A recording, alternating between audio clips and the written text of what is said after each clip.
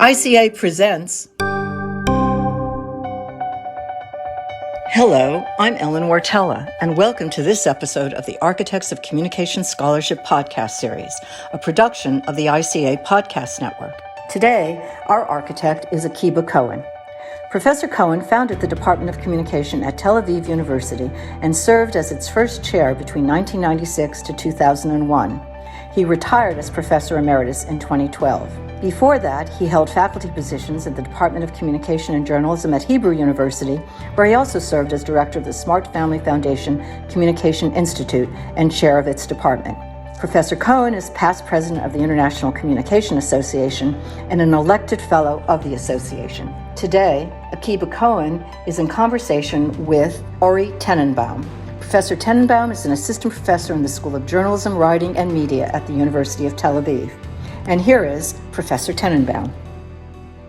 About 10 years ago, I was a master's student in communication at Tel Aviv University, and I was fortunate to have Akiba Cohen as my instructor and thesis advisor. Thanks to his guidance, I learned issues in communication theory and quantitative research methods. During my PhD journey in the US, we connected at annual ICA conferences. He has been a great mentor, supportive, generous, curious, and meticulous. Today, it is my pleasure to talk to him as part of this podcast series. Hello, Akiba. I'm excited to talk to you. Hi, Ori. Same here.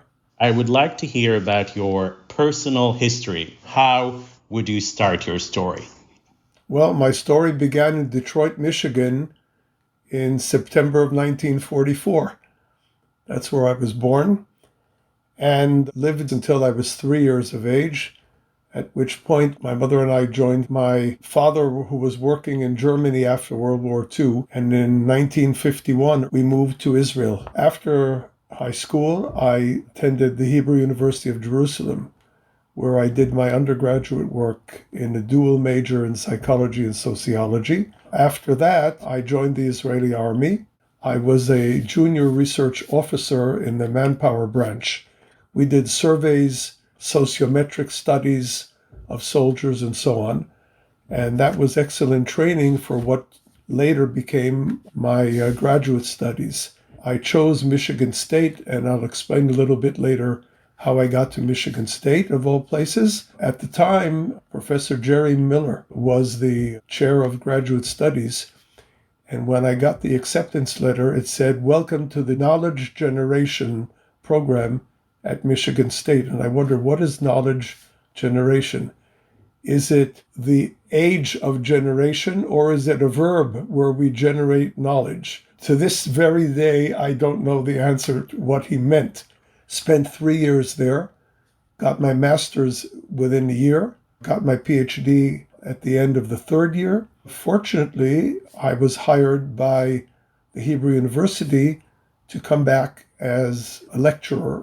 I was at Hebrew University from 1973 until 1995, during which time I was the first head of the Smart Family Foundation Communications Institute, and I also served as chair of the department for 3 years.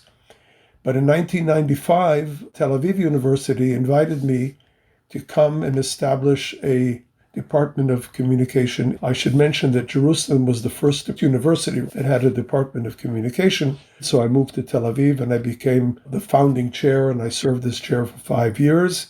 In 2012, I retired because in Israel there is mandatory retirement. You have to retire at age 68. Doesn't mean you have to quit working. So that's the basic history. Why did you choose to study communication?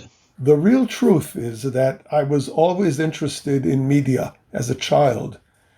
And I remember in the town where we lived, I would visit a store on the main street and I would leaf through the newspapers, and the storekeeper said to me, "What are you looking at?" And I said, "It's interesting." And he says, "But why are you looking at the different papers?" I said, "Because it's even more interesting." That's where my comparative research idea was probably born. But I guess the background in sociology and psychology led me in that direction. But at the time at the Hebrew University, you couldn't really study communication for your BA, right? There was no BA program at the time. In fact, Elihu Katz, established the Communications Institute. I believe it was in 1966. So I studied sociology and psychology, which I think is a good foundation in the social sciences for communication research.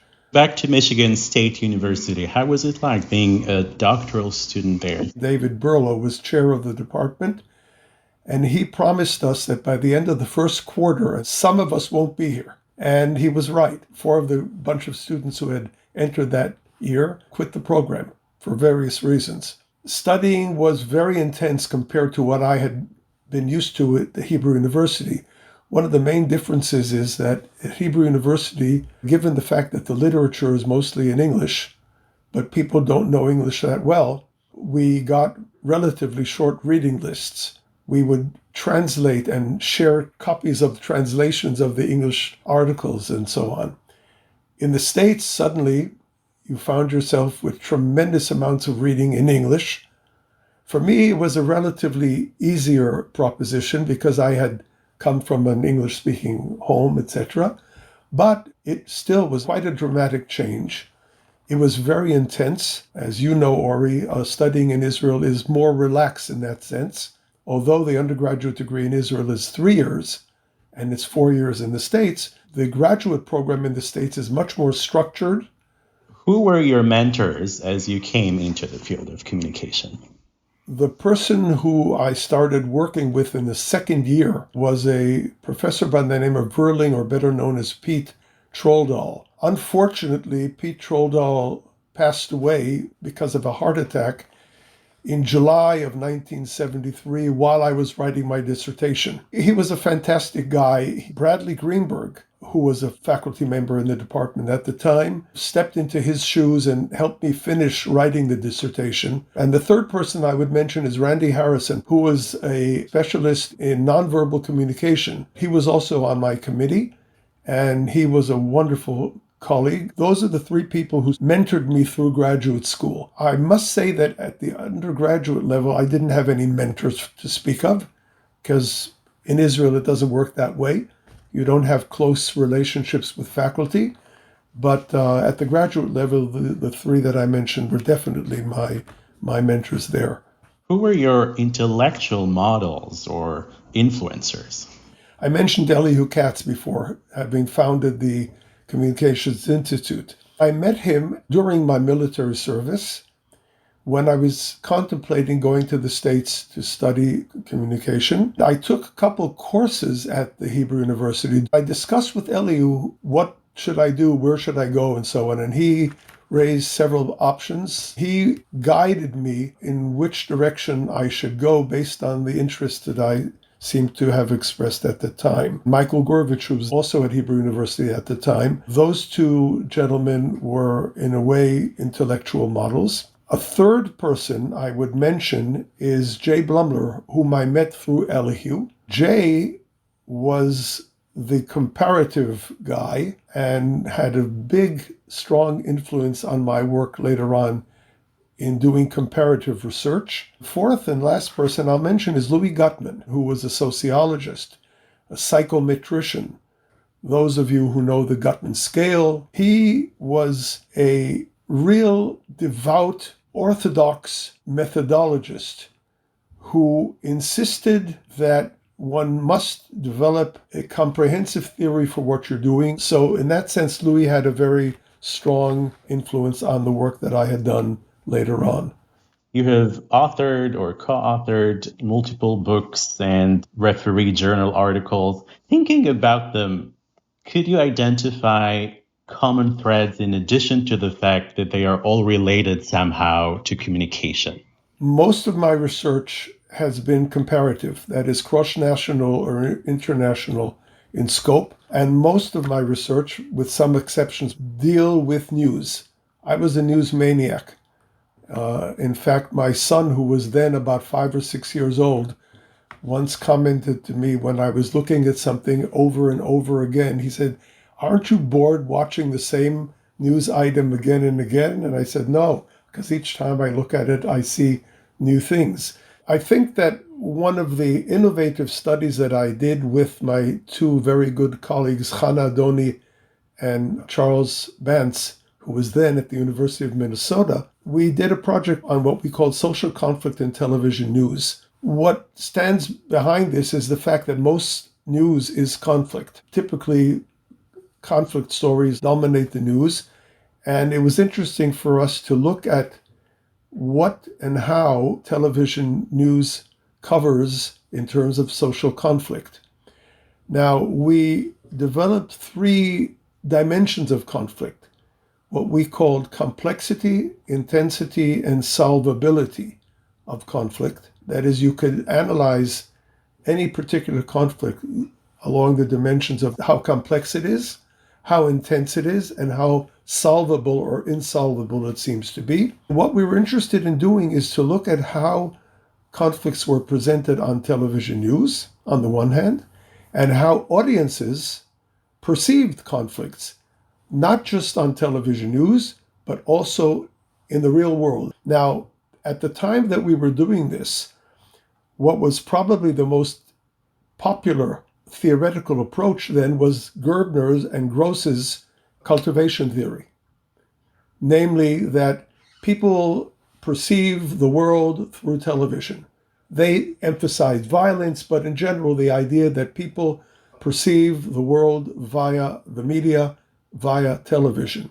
Our research was conducted in 5 countries. We also surveyed people, asking them how they perceive specific conflicts in their environment and on television. What we found is that people are able to make the distinction between the real world and the way things are presented on television, basically based on media dependency theory. That is, the closer they are to the real conflict, the less dependent they would be on television for their perception of what the conflict was all about, how complex it was, how intense it was, how solvable it was.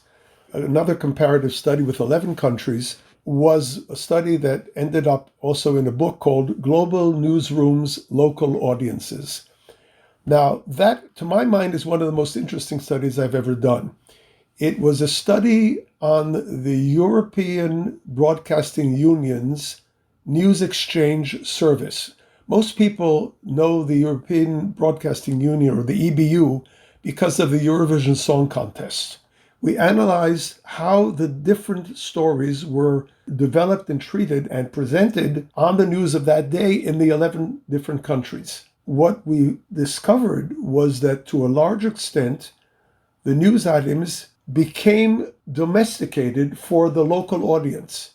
We also did surveys of audiences in several of the countries to understand what sense they make of the story and to what extent they feel that the stories, in fact, are domesticated for them. What other research projects are you particularly proud of? My very good friend Pamela Shoemaker invited me to join her in a project that she was developing, dealing particularly with newsworthiness. She developed 2 main concepts having to do with newsworthiness, deviance and social significance, and claimed that the combination of those 2 variables would determine the level of newsworthiness of news stories. It ended up as a book called News Around the World, Content Practitioners and the Public. One of the things that we did that was very interesting there is that we looked at how the news was presented in a composite week on television, newspapers, and radio.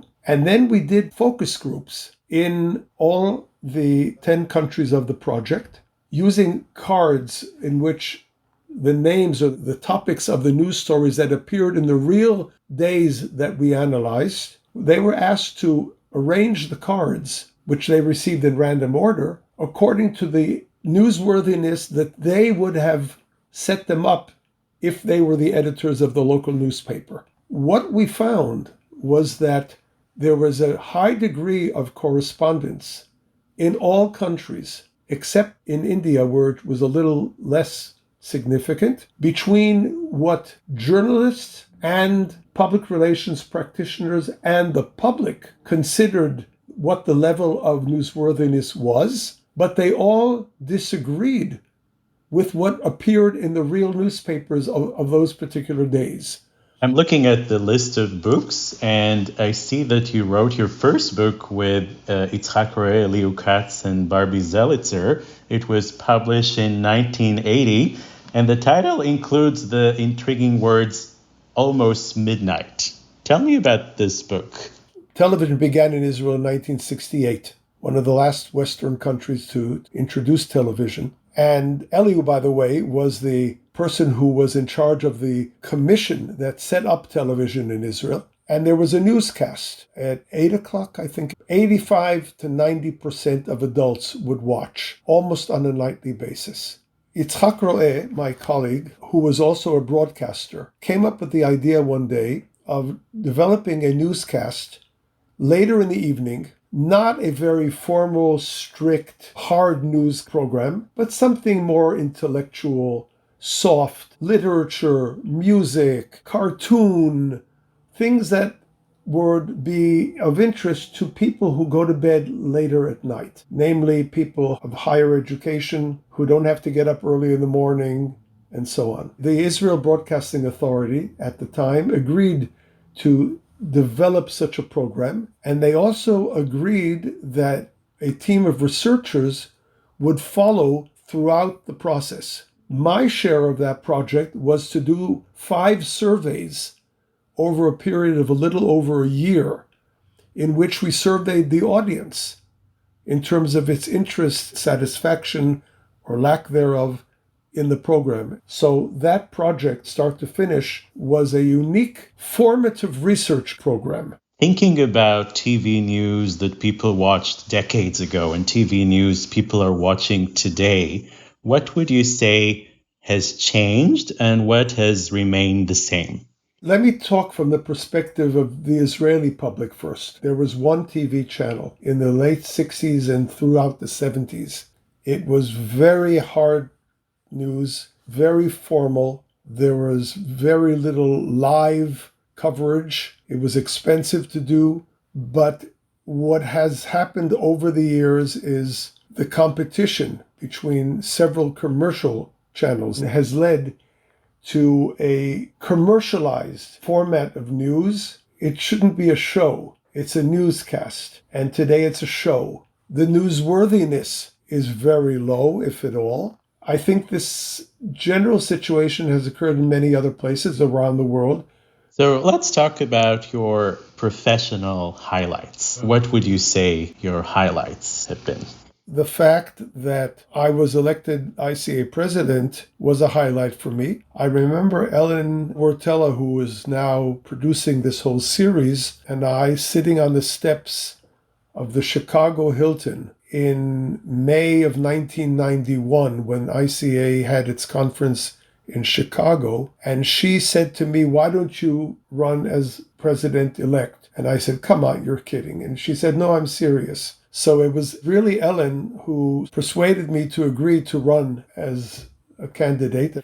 A second highlight was the fact that I was elected fellow. I was very surprised. I was sitting in the audience of the general ICA business meeting when Jim Carrey, who was chair of the fellows that year, got up on the stage and announced the names of the people who had been elected fellows, and he included me in that list. I had no idea that I was a candidate. Other highlights of my career, I would say, the opportunity to go places, change your environment, meet with people. Since this podcast series is titled Architects of Communication Scholarship, what would you say you have built? I think that I helped put Israeli communication scholarship on the world map. I am today one of the elder faculty of the Israeli community. Back in 1988, I convened a symposium at Hebrew University, which we called Future Directions in Television News Research, to which we invited people like Bill Gamson, Doris Graber, Brad Greenberg, Hans Matthias Kaplinger, Mark Levy, Sonia Livingston, Paolo Mancini, Jack McLeod, Zhongdang Pan, Byron Reeves, Pamela Shoemaker, and Joe Turow. We had an exceptionally good program where we dealt with the start to finish notion, dealing with control of news, content of news, and cognition. And then the other thing was, of course, the fact that in 1998, ICA met in Jerusalem for the first time, and I was the one who presented the proposal to the ICA board. And the last two things I would mention very briefly is the fact that I contributed, when I was chair of the program in Jerusalem, to the creation of the BA program, an undergraduate program in communication. There was a big debate going on whether we should have a BA in communication or not. Some thought that communication is not a discipline that should be studied for the undergraduate degree. Some of us felt differently, and we pushed it through the university authorities and finally ended up creating the program. It has been a pleasure. Thank you so much for taking the time to share your experiences and insights. It's my pleasure too, Ori, and thank you. This episode of Architects of Communication Scholarship podcast series is presented by the International Communication Association Podcast Network and is sponsored by the Wee Kim Wee School of Communication and Information at Nanyang Technological University in Singapore. Our producers are Tori Cruz and Charlene Borgos. Our executive producer is Devontae Brown. The theme music is by Humans Win. For more information about our participants on this episode, as well as our sponsor, be sure to check the episode description. Thanks for listening.